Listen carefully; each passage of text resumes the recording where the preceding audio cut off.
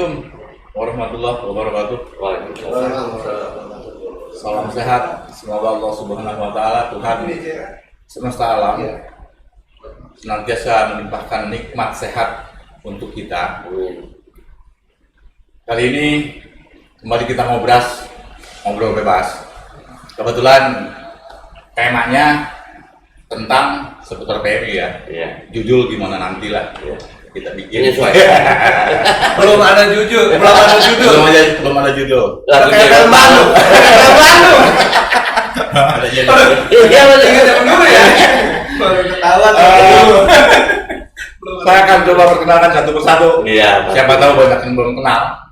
Nanti kebetulan ada salah satu ketua PMI Kabupaten Tangerang, Dr. Zainal Mutakin. Tapi kita biasa manggilnya Dok Boy. Akrabnya Dok Boy.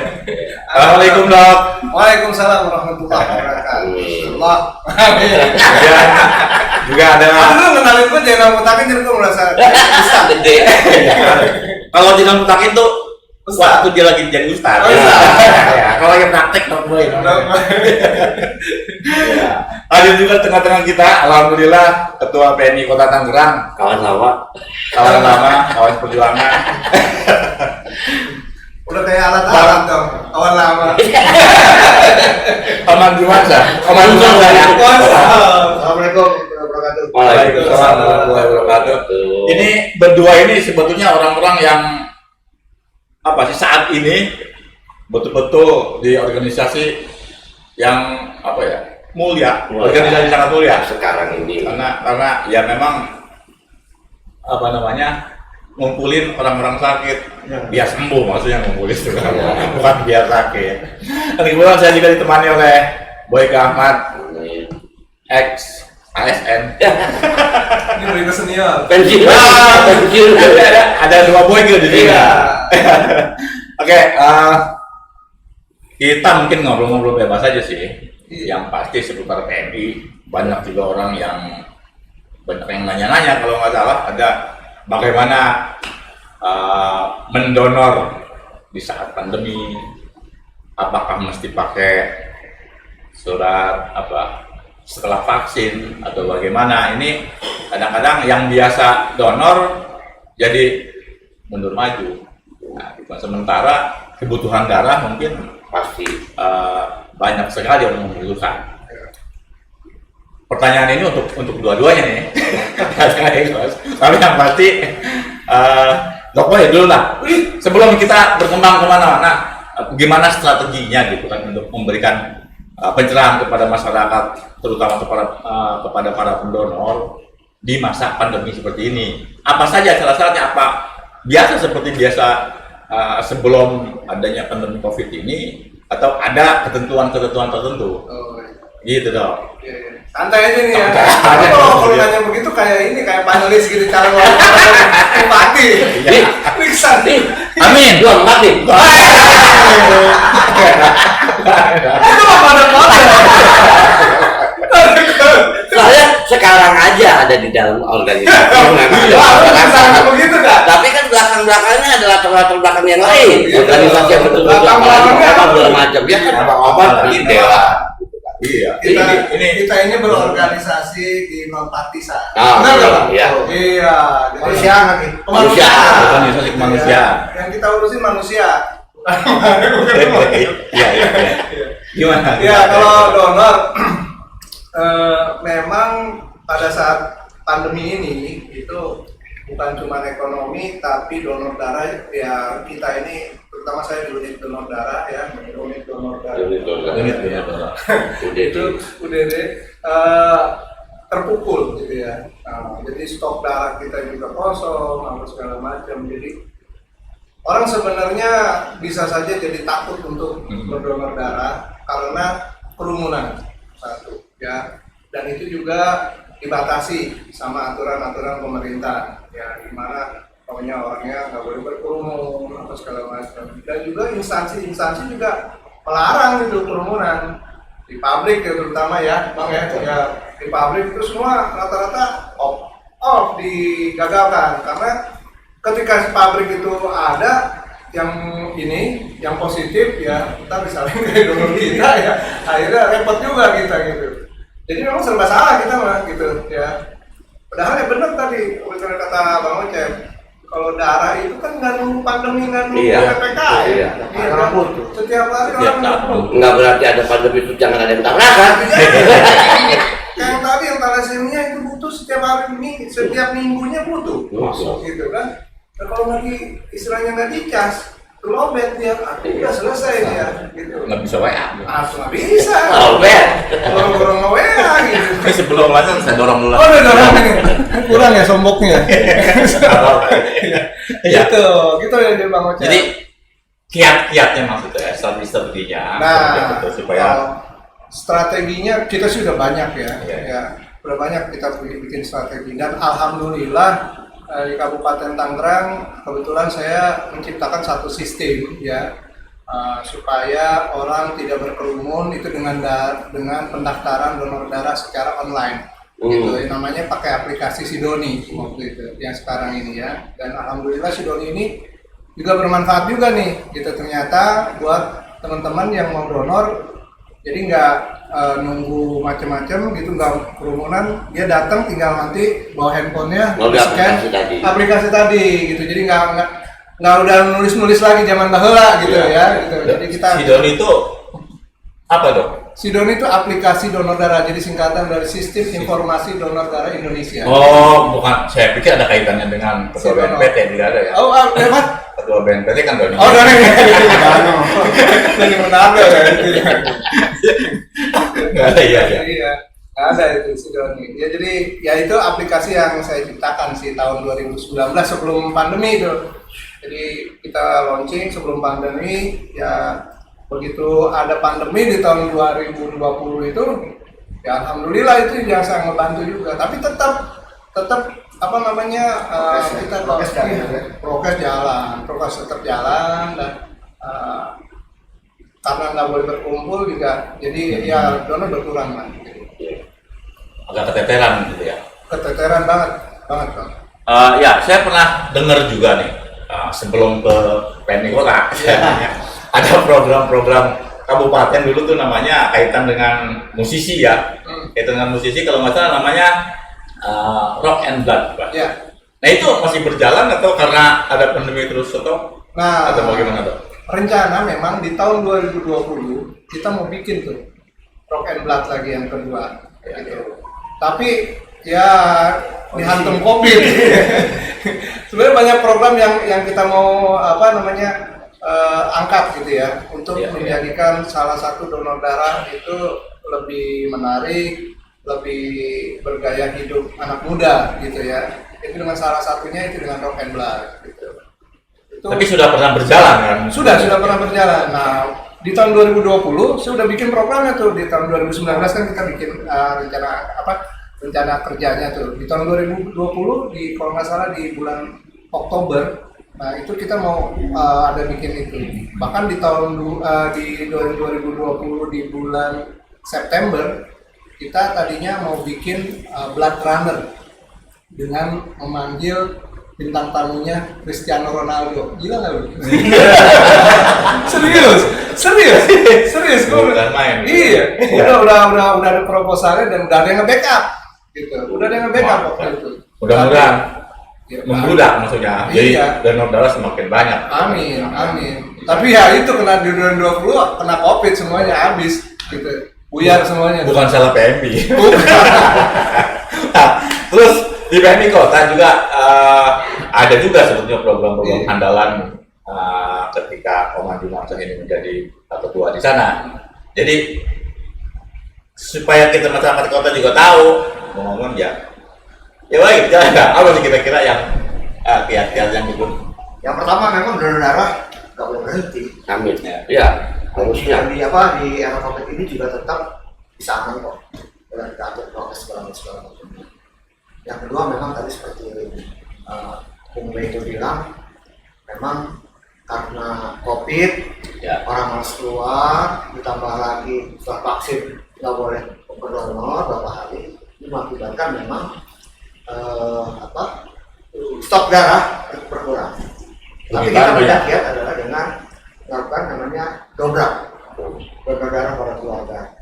para teman-teman atau komunitas yang ingin berdonor di tempatnya 10 orang, 20 orang kita siap datang. Karena apa? Lagi-lagi bagaimana stok darah ini terpenuhi. Dan kita juga sebetulnya pengadaan darah menjadi kewajiban pemerintah, menjadi tugas pemerintah untuk support kita juga. Karena bisa dibayangkan ya, misalnya PMI kan bukan 24 jam, salary-nya diaturnya sesuai dengan kemampuan PMI. Karena kita kasihan juga karena latar belakang mereka relawan, jadi mereka bertahan. Seperti itu. Dia rela aja dibayar. Ya terus Rela apa? Kalau sekarang kemarin di PMI, Boleh ngerokok nggak nih? Boleh. beberapa bulan ini kita konsen misalnya di plasma. Jadi kita tidak ingin juga mengganggu kesibukan para calon pendonor plasma untuk datang ke PMI. Pada 2 orang, 3 orang, kita siap jemput bola. Artinya kalau ambil sampel kan sebentaran. Ya. Proses itu yang lama, 2 jam, 3 jam. Yang perlu dipahami juga oleh teman-teman masyarakat ini, kalau minta darah itu nggak kayak beli cabai. Mana-mana bukan begitu. Gitu. Karena proses donor darah ini pertama adalah calon pendonor darahnya diperiksa dulu. Setelah diambil, di screening, ada unsur HIV enggak, terus spilis sama hepatitis. Kalau ada unsur di antara ini, maka ini nggak jadi dibuang. Ya. Jadi, kalaupun nanti kita misalnya punya berdonor, terus kita menolak, yang pertama kita udah tahu tensi darah kita seperti apa, berat badan kita ya, tinggi badan kita, golongan darah, tensi juga ya, AB juga bisa terbaca gitu. Jadi saya pikir ayolah sama-sama gitu, bahwa darah itu dibutuhkan. Dan Bung Baik bilang thalassemia ini satu bulan ke 2 minggu itu sekitar 200 ke 300 kali. Ini harus kita siapkan gitu. Karena sekali lagi memang soal kemanusiaan, telat saja berisiko buat adik-adik kita ini.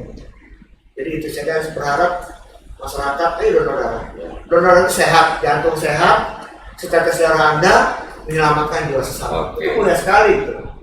Jadi itu Pak. Ya. Oke. Ide. Ada tanya lagi dikit nih ya Bang Oman. Tadi Bang Oman udah waktu sedikit banyaknya nyinggung masalah plasma. Nah ini kaitannya dengan COVID pastinya kan. Ya.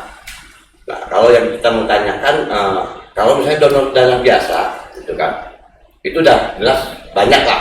Nah yang kita mau tanyakan untuk kedua-duanya, untuk donor plasma ini sekarang ini kabupaten maupun kota untuk menanggulangi teman-teman atau saudara-saudara kita yang kena COVID, bagaimana range-nya, apa bagus atau banyak atau sedikit? 3 bulan kemarin antrian itu bisa 1.000, 2.000, 3.000. Itu kalau data PPN Antrian tuh ya? Antrian. Itu kan antrian segala macam. Akhirnya kita bikin panggung di alur-alur itu untuk menghindari untuk prokes jangan selesai. Karena kan itu berbahaya juga. Dan kita juga ada jemput bola tadi seperti itu. Itu yang program door to door itu. Nah sekarang posisi 0. Antrian. Dan kita punya stok hampir 800 kantong. Karena sekarang juga karena kalau PMI itu kan sifatnya nasional. Iya. Aja boleh minta. Oh iya. Kalau orang butuh kita tolak, kita menjolimi mereka. Kalau ada kita kasih. Seperti itu. Contohnya, misalnya ada pasien butuh darah A, nggak bisa langsung kasih A karena belum cocok.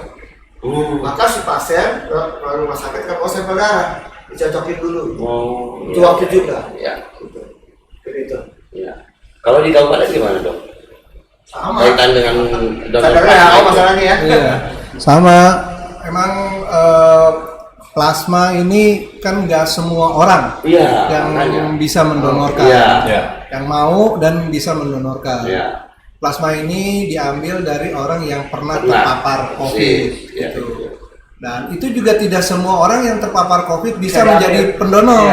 Enggak otomatis dong. Enggak semua. Antibodinya tergantung. Iya, semua tergantung dari antibodinya. Jadi kadang umpamanya yang banyak yang saya udah kena nih dok, udah kena gitu, tapi begitu dicek antibodinya rendah atau bahkan nggak ada gitu. Membahayakan buat pasien. Iya.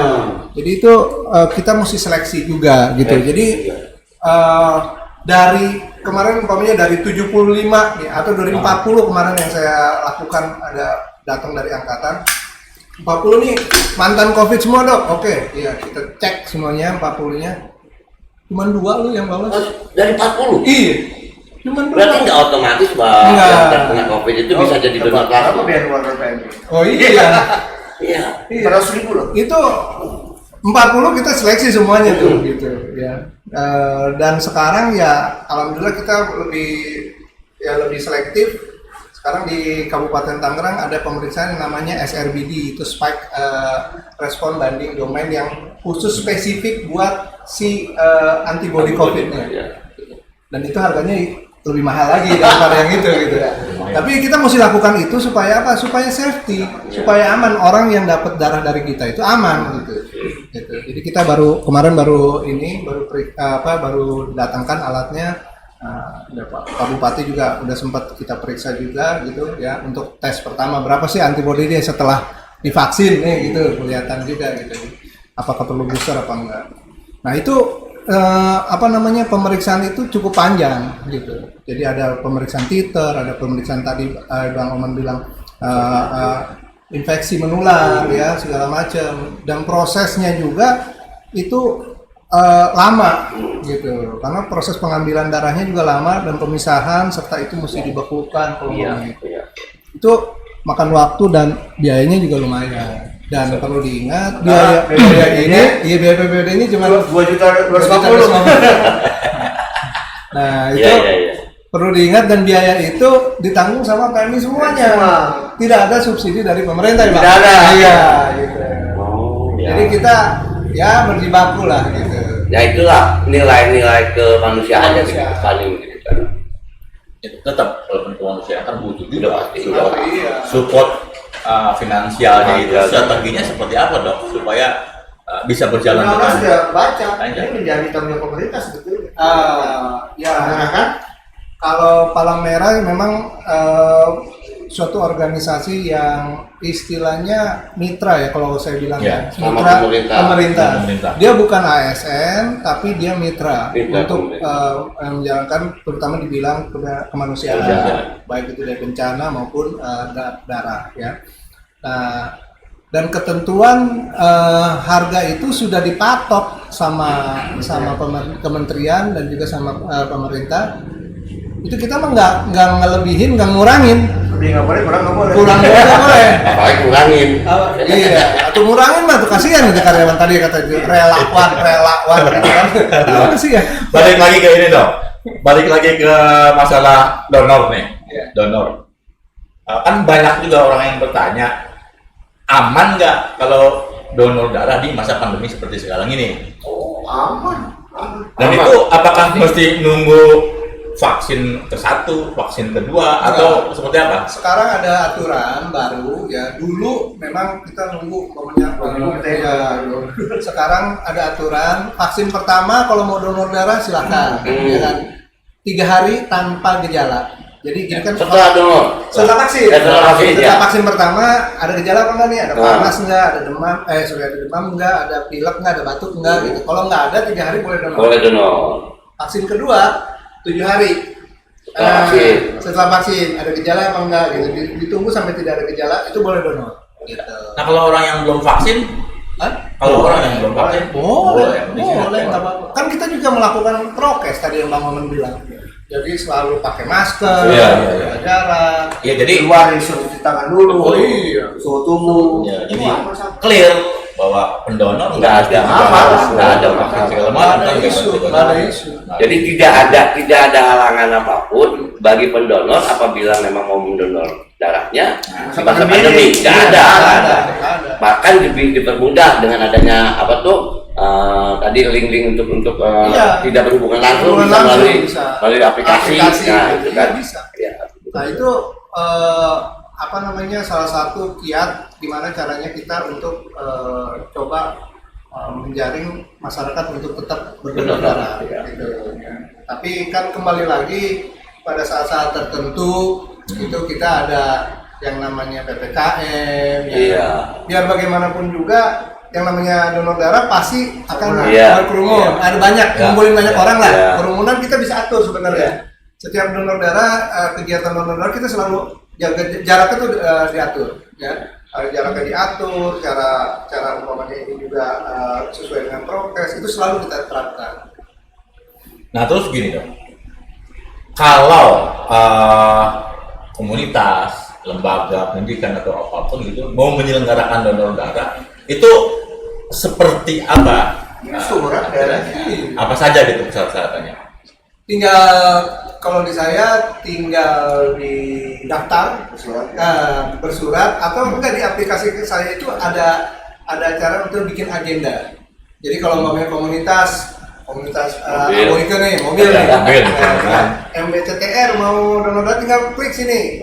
Tentuin tanggalnya berapa, nanti kita hubungin, oke, itu bisa dilakukan. Ada standar kapasitas tuh. Bahwa istilahnya PMI akan data kalau misalnya yang mendonornya sekian misalnya. Ya. Dulu iya, dulu ada sekitar 75 orang. Gitu. Tapi kan sekarang boro-boro 75, 30 orang aja digebah, iya kan? Gebah benar. Yang terpenting ini, karena kan jumlah itu akan menentukan personal. Iya, pasti. Jangan sampai gitu. Harusnya teman-teman yang mau komunitas yang berdonor mungkin absen tuh WA berapa orang. Nah, kekuatan ini nanti kita akan coba begini. Kalau apa 500 juga nggak mungkin. Iya. Karena kalau 15 menit, misalnya 25 menit sampai dengan mas berapa? Iya. Ya artinya kapasitas yang mau mendonor itu nggak jaminan, ya. Maksudnya nggak harus itu. Yang penting ya jangan sampai 1-2 doang itu kan donor capek-capek jauh-jauh kan. Yang penting kata Kang Oman tadi. Sebagai catatan adalah biaya. Wah, ya itu. Nggak ada. Kita nggak mungut biaya. Tapi kalau mau ngasih silakan. Kalau mau ngasih kan nggak ada. Ya artinya kan komunitas itu selalu seperti itu. Ya contohnya kemarin-kemarin gitu. Pernah 2 kali juga dong sama kabupaten juga pernah, sama kota juga saat itu. Jadi memang kita di komunitas apapun mungkin ini juga pemberitahuan buat teman-teman. Jadi lebih baik komunitas itu juga menginventarisasi kira-kira berapa orang yang akan nanti jadi pendonor. Jadi disesuaikan juga nanti dengan kapasitas yang akan dikirimkan oleh KMI begitu ya dok ya. Yang menariknya udah gratis atau beli pisah. Iya. Pom yang diberikan oleh kita berbeda dari warung. Kenapa? Dari kita gratis di warung beli. Bedanya itu doang. Tapi yang terpenting kalau kita komunitas mau menyelenggarakan kegiatan donor darah tidak dipungut biaya apapun. Tidak dipungut biaya apapun. Nah itu yang kita sampai sekarang yang namanya kelenteng, gereja, masjid kita lakukan. Iya. Saking apa? Saking kita menjaga nih gimana cara masyarakat bisa terlayani bisa kebutuhan darah itu. Iya, sebenarnya itu aja sih. Kasihan. Iya betul. Karena data ke PMI itu butuh darah. Nggak ada darah lewat. Nggak ada yang butuh pisang goreng. Yang datang ke PMI butuh pisang goreng, berubah PMI-nya juga kopi. Ayo, dokter. Yang sesar bukan tuh. Sesar. Yang sesar 2 kantor dulu. Yang DBD hari ini minimal promosi 2 kantor. Bukan main. Nah, sebentar lagi kan kurang dari 1 bulan, PMI mau ulang tahun tanggal 17 September kalau nggak salah kan? Iya betul. Iya. Ulang tahun. Nah pasti kan ada lawan PMI ya. Sering nyolong dengar. TMR dulu TMR. Sering nyolong dengar. Apa penyintas? Pasti ada program-program. Ya pasti programnya disesuaikan dengan kondisi kita, kondisi saat ini ya, kondisi pandemi. Itu pastilah kota pasti punya program, kabupaten juga punya program. Ya kalau memang bersentuhan dengan masyarakat, apa salahnya kita juga dikasih bocoran gitu, programnya apa saja gitu yang pertama bisa kita kan coba bakti sosial, membantu teman-teman yang memang kurang mampu gitu. Yang kedua spraying berjalan ya kita. Kalau dia sendiri mungkin dilakukan oleh teman-teman, itu juga banyak butuh ruang juga gitu. Karena kan kepedulian ya udah. Karena kalau kita kan nggak ada birokrasi. Iya. Bedanya gini, kalau BPPD masuk, spraying, ada apa nih? Kalau PMI Ada apanya nih? Kalau PMI kan, oh ini mah antisipasi aja. Jadi juga nih, Bang Oman sama Dr. Boy itu. Kalau dulu kita sering dengar ada bulan dana PMI. Nah, sekarang itu masih berjalan atau enggak? Masih berjalan ya. Dan sasarannya? Sasarannya ya masyarakat, karena kan Kalau ya. iya masyarakat sih sebenarnya. sebenarnya bulan dana itu kan salah satu untuk membantu kegiatan kita. Betul, maksudnya untuk operasional dan segala macam. Benar. Ya kalau tadi Bang Oman spray apa segala macam di Kabupaten Tangerang itu spraying juga, bansos juga, bantuan sosial, bahkan ngejagain hotel Yasmin, hotel yang buat COVID, ngerujuk pasien COVID, ngambil limbah COVID, ya yang itu apa namanya limbah medisnya, terusnya ngangkut jenazah COVID, ya nguburin jenazah COVID, ngebeliin peti jenazah COVID. Nah sekarang ini lagi vaksin masyarakat. Jadi kegiatannya tuh banyak, ya, dan itu semuanya dari ada bantuan dari pemerintah berupa hibah, ya. Tapi ya kalau dengan kegiatan ini bayangin kita nyiapin kemarin peti jenazah itu 50. Kantong jenazah ada 200 atau berapa dulu. Bahkan pada waktu kemarin tuh lagi pik-piknya tuh, ya, Dinas Kesehatan, Perkim mintanya ke kita. Jadi mereka juga udah kehabisan masalahnya. Karena overload gitu, mereka bikinnya pokoknya sekian, nyata itunya loading. Kebutuhannya lebih besar. Akhirnya ketua kami udah kita beliin ini apa peti, kita beliin. Dan itu semuanya free, all free. Berarti di zaman pandemi dengan dengan kejadian-kejadian tadi, berarti PMI juga bukan hanya untuk donor darah segala macam, ternyata dalam COVID ini juga luar biasa dong ya. Kita sebenarnya udah berikrar bahwa PMI adalah darah terdepan. Ya karena memang semangat terbentuknya Palang Merah ini sebetulnya kan di zaman perang kan, bukan cuma buat donor darah. Setahu saya kan, ketika di mana ada perang, ya paling depan tuh PMI. Ada musibah apapun ya PMI. Kalau jangan rame, orang kabur, kelihatan. Kalau kata Pak Sementeng mah, kasihan. Kasihan. Lawan ya. Orang pada sini COVID, ayo ini pada saat nanti tayang akan jadi pertanyaan buat teman-teman. Ini kan Tangerang lainnya ada 3. Gitu kan. Ada kabupaten, ada kota Tangerang, ada Tangsel. Ini nggak politik kan? Bukan. Artinya perlu dikasih tahu juga. Kebetulan teman-teman ini aja yang kita punya akses. Kita sebetulnya saya sih sudah berusaha nih ke bagian ada teman kebetulan saya nggak punya akses ke PMI Tangerang Selatan. Saya udah minta tolong sih sama telepon ya kalau mau. Ketua PMI-nya. Jadi yang tahu ya. Itu pengennya sih kita 3-3-nya hadir. Jadi biar nggak dibilang kok cuma kabupaten diskriminasi nih. Diskriminasi. Tapi nggak salahnya lah bersurat undang dulu. Ya, udah. Kedepannya nggak ada salahnya. Kedepannya kita karena terus terang aja obrolan ini pun kita nggak direncanakan.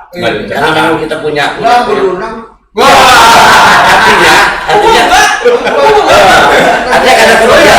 Karena kebetulan kita bisa ngobrol kapanpun dengan Kang Oman, artinya udahlah untuk sementara kita ini aja dulu karena kedepannya mungkin kita akan undang ketiga-tiganya. Nah, bagaimana? Saya dengan senang hati ya. Saya juga dapat. Kalau orang meninggal itu takut, tapi kalau orang takut tuh dibilang ini, coba kasih tengah, coba aku urusin. Suka makan buaya. Ya artinya kan Bang Oman walaupun udah banyak di berbagai macam organisasi sekarang ini ada di PMI, artinya kan nggak ngelepas organisasi itu, apalagi sekarang kalau kita bandingkan dengan organisasi lain yang pernah di Bang Oman datang kan istilahnya agak jauh gitu kan, sekarang ini lebih kepada kemanusiaan gitu kan. Kalau Dokter Boyke makanya istilahnya sekalipun di PMI yang latar belakangnya juga dokter, gitu kan? Dokter. Nah, cuma pertanyaannya sekarang ini gitu kan. Pertanyaan juga ada di dok. Artinya sekarang ini mungkin ada apa tuh kiat-kiat buat nggak ada salahnya karena memang tadi sudah disebutkan juga sama Dokter Boyke sama Kang Oman bahwasanya sekarang ini PMI garda terdepan sekalipun di masa pandemi gitu ya. Nah, kiat-kiat apa sebenarnya yang bisa diberikan kepada masyarakat berkaitan dengan pandemi yang sekarang masih ada di kita, khususnya di Kota Tangerang, Kabupaten maupun Tangsel.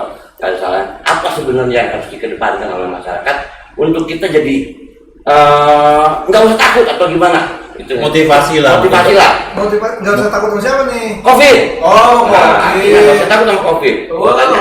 Ini kan kesehatan ya. Nah, ya dokter Boy itu dulu. Di sini. Jadi kan ini masalah. Kalau misalnya begini dok, ya kan ada anjuran pemerintah. Makanya kita ada 5M.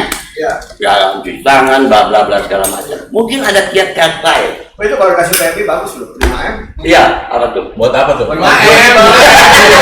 Berriba. Mudah-mudahan amin. Insya Allah ke depannya. Nah, itu dok. Ya, jadi gini, untuk masalah COVID ya, himbauan pemerintah itu untuk mentaati 5M itu bagus. Amin. Ya. Karena untuk meminimalisir untuk penyebaran yang lebih banyak. Iya. Tapi itu juga belum sempurna kalau di mana imun kita itu juga tidak dinaikkan, tidak dijaga. Imun ya? Imun. Bukan iman. Ya. Iman mah harus. Iman harus. Wajib. Iya. Ada imun yang begini, ada imun gitu itu bisa mengurangi iman. Iya. Ya, terus yang penting imunitas badan kita itu harus tetap dijaga. Iya. Karena prinsipnya yang namanya COVID atau virus corona ini itu obatnya cuma satu, daya tahan tubuh kita. Imunitas tubuh kita. Antibodi kita. Gitu. Jadi kalau gimana caranya naikin imun? Nah, yang pertama, karena ini virus, di mana virus belum ada obatnya, itu vaksin. Jadi jangan takut ke vaksin. Justru kalau ada kesempatan mau vaksin. Iya. Itu lebih bagus. Mumpung gratis lagi. Mumpung gratis. Besok ya nggak tahu. Iya. Nah, vaksin. Nah, terus habis vaksin makan dan minum ya, makan yang bergizi tentunya ya, gitu. Minum yang banyak, air hangat tuh itu air putih ya, gitu. Yang banyakkan kopi. Terus itu mana kopi? Enggak ada kopi maksudnya. Ya, baru kopi. Kebetulan pengajian. Ya, aja langsung kode. Ya, makan minum ya, Dok. Makan minum. Ya, terus yang ketiga istirahat. Ya. Istirahat. Istirahat itu cukup 8 jam itu musik ya. Jadi orang tidur yang baik itu adalah sekitar 8 jam. Kadang-kadang kan kita kerja larut malam, sampai tengah malam, begadang ya gitu. Kalau kata Om Irma begadang boleh saja asal ada artinya. Iya. Apa sebenarnya? Pantan pemain. Ini juga salah satu kalau menurut juga sama. Iya. Cukup tidur, minum obat. Nah, sama. Yang keempat itu hindari stres. Nah, itu. Caranya begini ketahuan. Itu justru karena kebanyakan dari kita kan hampir semua orang nih pegang medsos lagi. Ini banyak banget dokter dadakan gitu kan. Di medsos itu banyak dokter dadakan. Ada yang nakut-nakutin aja, ada yang cekakakan aja gitu. Jadi banyak yang stres itu gara-gara baca WA yang menyerangkan nanti kalau vaksin begini, kalau vaksin itu yang salah satu. Makanya jangan percaya sama hoax gitu ya gitu. Udahlah, kalau emang lagi kena COVID gitu ya syukuri alhamdulillah ya, karena secara tidak langsung Anda sudah divaksin secara natural. Itu yang paling penting dok. Jadi ketika dia positif itu secara alami sudah divaksin. Iya, secara alami sudah divaksin. Jadi kalau vaksin itu cuma sedikit ya, di infusnya di sini udah pakai kuman yang diinaktifkan ya. Tapi kalau kita kena COVID ya virusnya banyak gitu. Bisa setruk, bisa sekontainer gitu masuk ke badan kita gitu. Nah, otomatis makin banyak virus yang masuk, makin banyak antibodi yang ditimbulkan asal badan kita tahan ya. Kalau nggak tahan ya lewat gitu kan, itu kan pilihan. Memang mesti ada. Tapi tadi waktu kita sebelum nih, sebelum di sini di belakang panggung, itu Ustadz Zainal Mutakin yang keluar. Karena ada mengutip Al-Baqarah itu kan itu juga. Iya betul. Sebagai catatan juga karena jabatannya 2, Iya. sama dokter. Terus lah. Iya dok, nggak apa dok. Artinya kan ini kan untuk apa tuh masukan buat teman-teman. Iya, benar. Iya. Ya, kayak tadi kan banyak juga dibicarakan ke arah situ ya kan. Ya, kalau Ojek, itu, ada. Itu kan salah satu motivasi juga untuk meyakinkan kita orang lah yang Iya, benar. Jadi nggak usah takut lah, nggak usah takut ya. Pertama, virus ini ya, ini virus udah ada dari tahun 60. Ya. Tahun 60 itu virus corona itu sudah diidentifikasi sama WHO. Oh, ini ada namanya virus corona. Dan terjadi wabah itu di tahun 2003 di Cina yang disebut dengan wabah SARS. Nah, Nah, 2003 tuh. 2003 itu menyebabkan kematian 797 orang di sana. Nah, itu ya dulu nggak bisa masuk ke kita. Nah, kenapa? Itu nanti saya ceritain ya. Kenapa nggak bisa masuk ke kita? Di tahun 2012 sampai 2013 itu ada yang namanya MERS. Virusnya apa? Sama juga, corona juga. MERS itu adanya di Arab Saudi. Kalau kita umroh di tahun itu, nah suka pulang-pulang umroh suka ada, wah kena flu onta. Memang itu berasal dari onta virusnya. Gitu. Jangan dekat-dekat onta, nanti kena ketularan flu onta. Nah itu benar memang. Virusnya juga sama, corona juga. Itu 584 meninggal di daerah sana di itu. Nah, di tahun 2019 adanya di Wuhan. Nah, di Wuhan 18 sudah. 2019. Makanya kan disebut COVID-19 ya, karena kalau sebenarnya sekarang udah COVID-21 ya, ada edisi 21. Besok nanti ada kayak iPhone gitu ya, tergantung ini keluar. Jangan kasih network Iya. Oh, kalau dia apa replikasinya kayak tersanjung repot. Banyak tuh. Nggak bisa habis. Iya, virus tersanjung. Wah, repot. Habis yang nggak ada habis. Network lagi. Gitu. Ya. Jadi kenapa? Jadi dari dulu tuh virus ada. Kenapa sampai sekarang itu jadi heboh gitu ya? Nah, karena sekarang itu pemeriksaannya udah gampang, udah mudah ya. Ya maaf kata dulu mungkin kalau datang mungkin juga nggak terlalu ganas juga virusnya. Di samping pemeriksaannya juga nggak ada. Tahun 2000 yang tadi 2003 itu dulu udah wah ini ganas nih, SARS ini gitu kan, bisa menyebabkan di Cina waktu itu, tapi nggak nyampe ke kita gitu. Kenapa? Karena kita pemeriksaannya belum ada. Padahal udah ada kali penyakitnya. Mungkin kita aja nggak sadar, ya kan? Berarti mendingan kita nggak sadar aja. Gitu. Ya, karena kita nggak tahu, karena pemeriksaan waktu itu untuk mengidentifikasi virus itu mahal. Iya. Bisa dibayangkan kemarin ketika ada virus COVID-19, kita identifikasi virus nih. Yang pertama ingat nggak yang pakai jari itu, ya kan? Berapa harganya? Hampir 300 sampai 400 ribu, ya kan? Nah, terus wah ini nggak sensitif, gitu. Ada lagi PCR yang sensitif. Harganya waktu itu berapa dan hanya beberapa tempat saja. Harganya berapa? 2,5 juta, bener nggak?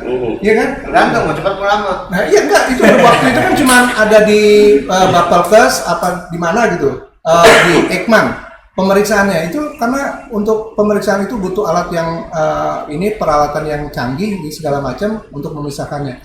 PCR ya, terusnya di bawah PCR ada lagi antigen, ya kan? Harganya berapa pertama kali keluar? 1,5, bener kan? Ya. Nah sekarang yang namanya cocokan ini berapa? 50.000. PCR sekarang udah diturunin, antigen sekarang diturunin lagi di bawah 100. PCR sekarang diturunin lagi 495 kemarin. Jadi kemungkinan nge-tracingnya itu lebih banyak, lebih besar, dan bahkan orang bisa ketangkap semuanya tuh. Dan lebih terjangkau lagi. Nah iya, karena lebih terjangkau. Kalau dulu COVID, makanya kalau kita datang, wah ada pilek-pilek, karena semua gejala kan sama, pilek gitu. Wah ini mah paling ISPA doang. Kita nggak tahu dia dari Cina apa segala macam bawa itu, tiba-tiba besokannya wah ada gejalanya apa sakit paru-paru segala macam, ada jantung segala macam. Dulu ini padahal dari corona, who knows, kita nggak tahu karena belum ada pemeriksaannya, gitu. Nah sekarang aja udah ada begitu, makanya sekarang kalau ada lu cek lu antigen lu, gitu kan, cepet masih kena, kan, gitu. Ya bisa karena murah semuanya, gitu. Itu cara tracingnya lebih baik, gitu. Jadi bukan main, makin lama makin asik juga Asik sebenarnya gitu kan. Cuma waktu Kurang asik karena nggak ada pisang goreng dan kopi. bisa itu kopi. itu Ini kodenya kan 2 kali. Evan lain. Ya. Mungkin di lain waktu kita akan ngobrol bebas bareng PMI karena kebetulan rangkaiannya sebentar lagi mau ulang tahun. Mudah-mudahan mau lagi kita undang nanti. Harus. Untuk saat ini Sama itu dong ketua Tangsel. ya insya Allah nanti ada orang sini. Kebetulan kita ada ketua PMI. Ketua UDD Tangsel maksudnya Dokter Suhara. Oh iya. Ini gimana? Nah mungkin itu salah satu juga dok yang mungkin kita perlu dapatkan. Artinya ya mungkin karena memang kita nggak punya akses ke sana, nggak ada teman juga yang di Tangsel yang menjadi pengurus PMI. Belum punya Gitu kan. Berarti kurang tahu. Memang dalam hati ini seperti Jadi itu. relawan PMI dong, biar gitu. Siapa tahu dari pembicaraan sekarang kita dapat akses dari Dr. Boyka atau dari Kang Maman. Nanti bisa kita walaupun tidak langsung kepada ketua PMI. Siapapun yang nanti ada perwakilan dari Tangerang Selatan. Hanya bisa diperwakilan dari Tangsel. Kemudian mungkin di episode yang lain mungkin kita bisa dengan 3 daerah yang berbeda. Karena sebentar lagi mau ulang tahun lagi kita biar minimal ikut menyemarakan dan mensosialisasikan apa itu PMI gitu pada masyarakat. Oke. Rupanya cukup dulu sampai di sini ngobrol kita untuk kali ini. Kita sambung lagi di episode berikutnya. Terima kasih atas perhatiannya. Jangan lupa like, comment, share, and subscribe. Assalamualaikum warahmatullahi wabarakatuh. Waalaikumsalam.